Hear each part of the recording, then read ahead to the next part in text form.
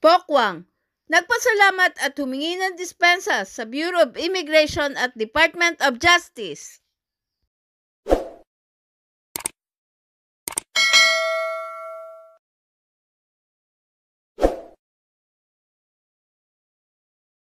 Sa isang mahabang post sa kanyang social media account, humingi ng paumanhin ang komedyanteng si Pokwang sa mga awtoridad ng Bureau of Immigration at Department of Justice. Ang paghingi ng paumanhin ay nag-ugat sa mga patutsada ng komedyante hinggil sa pananatili sa bansa ng dating partner na si Lee O'Brien sa kabila ng pagkapanalo ng komedyante sa deportation case laban dito. Ayon kay Pokwang, nalaman niya na nagsampa ng motion for reconsideration si Lee at nagpapasalamat siya sa mabilis at patas na resolusyon sa kanyang petisyon na ma-deport ang dating partner.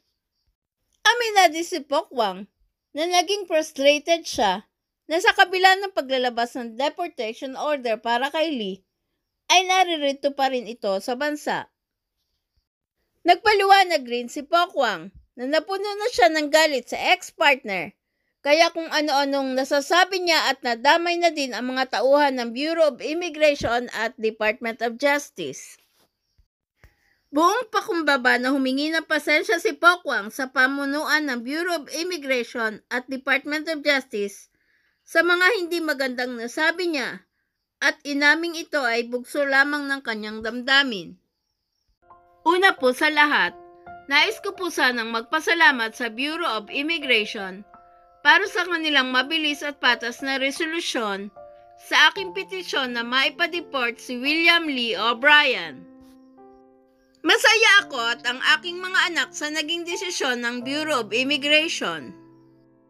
Sa mga dokumento na dumating sa akin, nalaman ko na naghain ng motion for reconsideration si Lee noong December 28, 2023. Buo ang tiwala ko na sa amin pa rin papanig ang hustisya dahil nasa aming panig ang katotohanan. Aaminin ko na napakahirap ng pinagdadaanan kong ito. May mga araw na napangungunahan ako ng inis at galit. Frustrated ako dahil gusto ko nang mapaalis si Lee sa ating bansa sa lalong madaling panahon. Nalaman ko noong isang araw na nag-file din ng motion for voluntary deportation si Lee noong January 10, 2024. Wala pa kaming kopya nitong motion na ito. Naging mabigat ang aking saloobin mula nang magkaproblema kami ni Lee at nagpatuloy pa ito kahit nanalo na kami sa deportation case laban sa kanya. Dahil nadisiguro ito sa mga limitasyon ko bilang tao, bilang solo parent na nagtataguyod sa aking pamilya.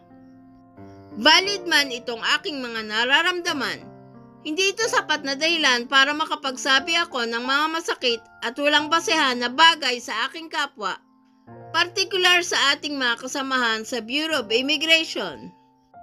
Humihingi po ako ng dispensa sa lahat, lalo na sa Bureau of Immigration na pinamumunuan ni Commissioner Norman Tansinko at kay Secretary Boying Rimulya na namamahala sa Department of Justice.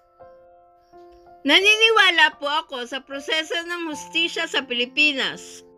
Pasensya na po kung sa bugso ng aking damdamin ay may mga nasasabi akong di kaaya-aya. Gusto ko din magpasalamat kay Attorney Rafael Calinisan at sa Calinisan, Domino and Beron Law Office para sa kanilang galing at husay sa pag-aasikaso ng aking kaso. Salamat sa pasensya at malasakit ninyo sa akin. Humihingi din ako ng paumanhin sa inyo dahil nailagay ko kayo sa alanganin dahil sa aking mga sinasabi. Panghuli, humihingi ako ng paumanhin sa taong bayan kung ako ay naging malupit sa aking mga nabibitawang salita. Patawad po at sana ay patuloy po ninyo akong suportahan sa pamamagitan ng inyong pag-unawa at panalangin. Please subscribe and hit the notification bell para ma-update kayo sa sunod na Showbiz News.